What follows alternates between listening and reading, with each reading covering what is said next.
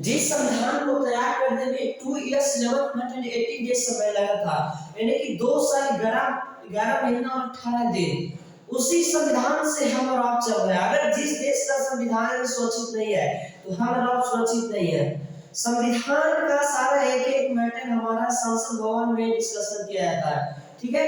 संसद भवन में क्या कि राज्यसभा लोकसभा में 2 सीटें होता है, 2 हाउसेज माना जाता है, जिसमें सारे मुद्दा को डिस्कशन किया जाता है, बिल पास किया जाता है। हमारे राज्य का अगर कोई भी बड़ा मैटर हो तो उस मैटर को हमारे सांसद के द्वारा, हमारे विधायक के द्वारा वहां मैटर को पहुंचाया जाता है और वहां से हमारी सोल्यूशन किया जाता है।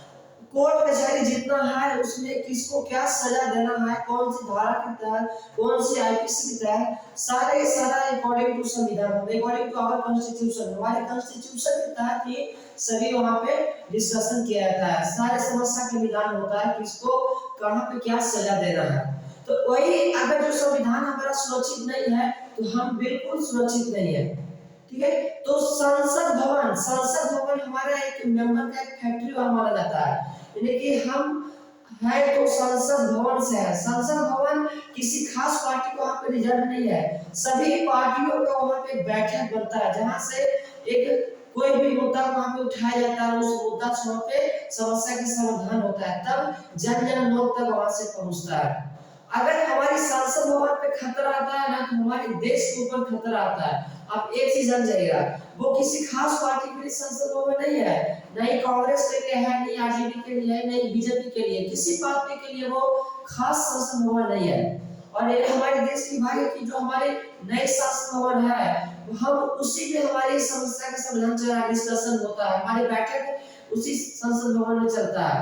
पहले अंग्रेज का जो बनाया गया था हम उसे अभी छोड़ चुके हैं, और हाल में ही यानी कि कुछ दिन पहले कुछ उपद्रवियों के द्वारा उस संसद भवन पे हमला किया गया, यानी कि लाइव वहां पे बैठक चल रहा था, डिस्कशन चल रहा था अंदर में सभी पार्टियों के साथ, तो कुछ उपद्रवियों के द्वारा यानी कि 3-4 उपद्रवियों के द्वारा वहां पे अंदर डायरेक्टली घुस जाता है और धुआं धाकड़ वहां पे करना शुरू करता है, यानी कि मीटिंग को भंग करने के लिए। और यहाँ पे जैसे जैसे दिनों दिन पड़ताल होते जा रहा है, जांच पड़ताल हो रहा है, तो एक से एक संगठन का वहां पे नाम सामने में आ रहा है, एक से एक वहां पे लोग के सामने में इमेजिनरी जो उसके बायोपिक्स आए हैं कि इससे कौन कौन लोग जुड़े हुए थे, आगे चलकर वो क्या टारगेट करने जा रहा था।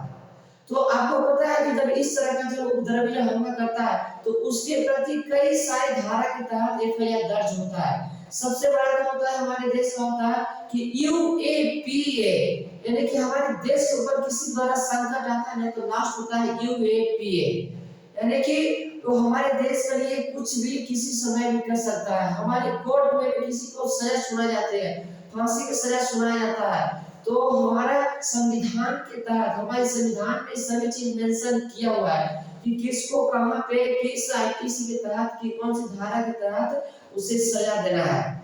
तो जैसे जैसे दिनों दिन जांच पड़ताल होते जा रहा है, 7 उपद्रवी का भी नाम सामने में आया है, और वो 5 ही उपद्रवी के नाम सामने आया है, और सभी के सभी 7 दिन के लिए पुलिस कस्टडी में रखा गया है। और पुलिस कस्टडी में रखने का मकसद क्या होता है कि जैसे जैसे जांच पड़ताल आगे बढ़ेगा उससे पूछताछ होगा, तो कई सारे संगठन का नाम हमें सामने में आएगा, इसके पीछे का वो राज क्या था, वो आगे चल के वो क्या टारगेट करना चाहता था। ऐसा भी नहीं कि हमारे देश के ऊपर एक संकट का वो प्रहर लेके आने वाला था, इसके पीछे कोई और संगठन था जो हमारे देश के ऊपर क्षतिग्रस्त करना चाहता था। तो वो अच्छा हुआ कि जैसे उपद्रवी बीच संसद में घुसता है तो कुछ मेंबर द्वारा उसे दबोच दिया जाता है और वो पुलिस की निगरानी में चला जाता है, तो वहां से उसकी जांच पड़ताल करता, कई सारे धारे उसके पीछे लग जाते हैं, ठीक है। फिर उससे वहां से वो ये तो कंफर्म है कि पूरा उम्र कैद उसके साथ वो जेल में बिताएगा,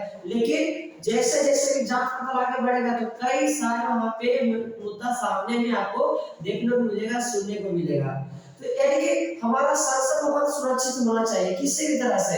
संसद भवन है तो हमारे देश है, हमारे राज्य का कोई मुद्दा होता है, कुछ बड़ा मैटर होता है, कुछ मकसद कुछ बड़ा कुछ मैटर है तो हमें संसद भवन में ट्रांसफर होता है, वहां पे मैटर को उठाया जाता है और वहां से समस्या का निदान होता है। सबसे बड़ा चीज तो बिल पास, अगर बिल पास होता है तो हमारे संसद भवन से होता है, वहां पे प्रधानमंत्री का बैठक होता है, विधायक का बैठक होता है, सांसद का बैठक होता है, कई सारे पार्टी का मंत्री का वहाँ पे बैठक होता है। तो वहाँ पे भी कई सारे भी मुद्दा वहाँ पे उठाया जाता है जहाँ से समस्या का समाधान पाया जाता है। तो लगातार अभी जांच पड़ताल आगे बढ़ता जा रहा है। और इसमें सबसे बड़ा चीज तो यह है कि जब संकट संकट आया है तो सभी पार्टी को एक साथ एकजुट होकर उसके प्रति काम करना चाहिए, जांच पड़ताल करना चाहिए, वहां पे सरकार को सपोर्ट करना चाहिए। लेकिन देश का दुर्भाग्य होता है कि कांग्रेस पार्टी क्या कर रहा है कि बीजेपी को लगातार टारगेट कर रहा है कि